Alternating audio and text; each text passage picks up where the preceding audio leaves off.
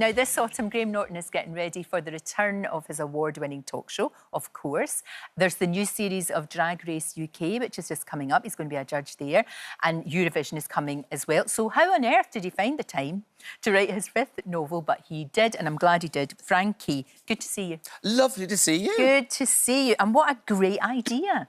The way that a life, you get to know a life through the eyes of someone else. It's such a good idea.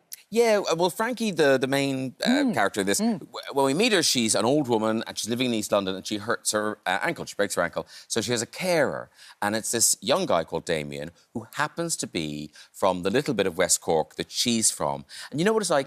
That's like just a connection between them. It's like a little key. Yeah, it's a little key, absolutely. and it unlocks Frankie, and she finds herself telling him the story of her life. And also, he's listening. Yeah. And, you know, that's what's, I think, listening unlocks so much, doesn't it? Because it really does. Yeah. It really does. And the fact that, yeah, that somebody is willing to just sit there and she can pour out all of this. But she's a bit of an observer, isn't she? Yeah, she's quite a passive character. Yeah. Stuff happens to her. Yes. And sometimes it's bad, but sometimes she falls, you know, falls into good times. Yeah. And wonderful things happen to her. Like in this book, I think it's the first happy romance I've ever written. I have relationships in my books, but they're always miserable.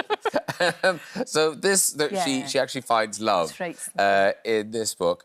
And I think it's interesting because Damien, because he's young, he's looking at this old lady telling her story, and he finds it quite depressing or sad that her whole life is about looking back. Yes. But of course, she finds great comfort in it, looking back and relishing those memories. And like, at least I had that. Yes. That did happen to me. No, exactly. And I think it's you know, I'm now in my 60s, and it's that way you find yourself looking at life differently. Oh, no, you do. I'm exactly the same. But what I thought was lovely about it was, I know, it's wonderful.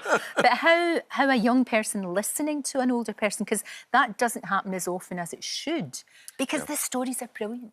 They're amazing. It's that thing also, it's what you see. Yes. You know, I was in New York recently, and I was waiting to cross the road, and there were some young people on the other side, and while we were waiting, it suddenly struck me, if those young people see me at all, and they probably didn't even see me, they just see some old man standing on the corner. You know what I mean? Oui. And but that is true. You know, I used to present as gay, now I present as old.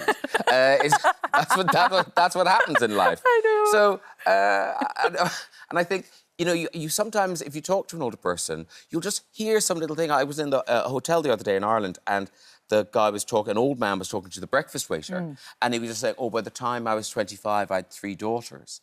And, you know, in that sentence, there was so much. Yeah. There was the joy of those babies, the terror for that young couple with 3 young kids. You know, it's all in that, you know, and you just said, oh, that man must have a great story to tell. Yes, and everybody's got a story. Yeah. Everybody's got a story. I mean, obviously, you're like me. You write every word yourself. You do it all by yourself, because why wouldn't you?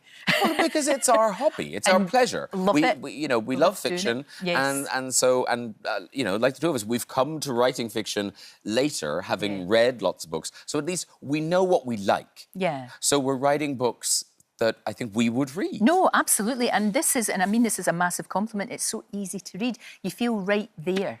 You're right there. You did have to do a little bit more research, because obviously there's a lot of this is in New York. Yeah, and it's set in the past, obviously, because, you know, Frankie, she old. So her life's in the past. So previously, you know, I've done a bit of Googling, but this is the first time I've done proper research and kind of read around the book. But I really enjoyed it. Yeah. I really enjoyed it. And the thing you've got to do then is, like, use the research lightly. Yeah. Because the temptation is to put all this fascinating stuff you've learned, shove it all into the book, and you're just like, oh no, people don't live their lives like that. Yeah, you know? exactly. So I had to be kind of sparing with what I'd learned, and I'll use the rest to bore people at dinner parties.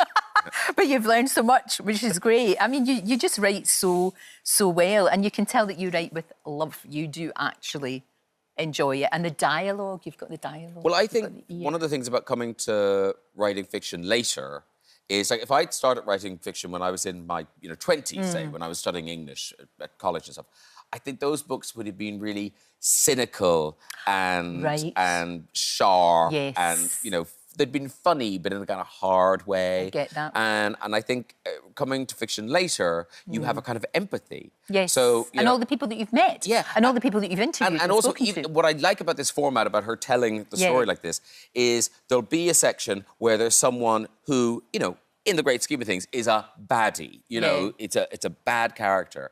But then when it cuts back to the present day, Frankie and her friend Nor, they're able to look back as old people and figure out why they behave like that. Yeah, and that's fascinating. Actually, they didn't know any better. Yeah. They must have been into it. And I think that's a kind of interesting way of explaining what was going on. I'm looking forward to the show coming back in autumn. And can I just say to you right here, thank you for being so kind to me when I was on your show, because it was a bit overwhelming. Look at that sofa. That is a you know, sofa. We've got Jodie Foster, Olivia Colman, Austin Butler, Josh Brolin, Rag and Bone Man, Calvin Harris, Wanda was there as well, Wanda Six. Oh, yes. And me sitting in the middle. Look at in the middle there in your shiny dress. Oh, gosh. No, that was a really, really great catch, and you were fantastic on the show. It was great fun. I felt a total imposter, but I don't care. Did you hang out with anyone backstage? Not really. I was too shy. Well, I did. It's my show and I didn't. I know. I was way too shy to be I always doing kind of think if you sit on the couch, the chances of hanging out with them are higher. I would love to say that I was hanging out with Austin Butler, but sadly, no. He had a party to go happen. to. Yeah. You are fabulous. Good luck with Frankie. I don't even need to say that, but it's out now on Thursday. Thursday, out on Thursday, yeah. Good luck.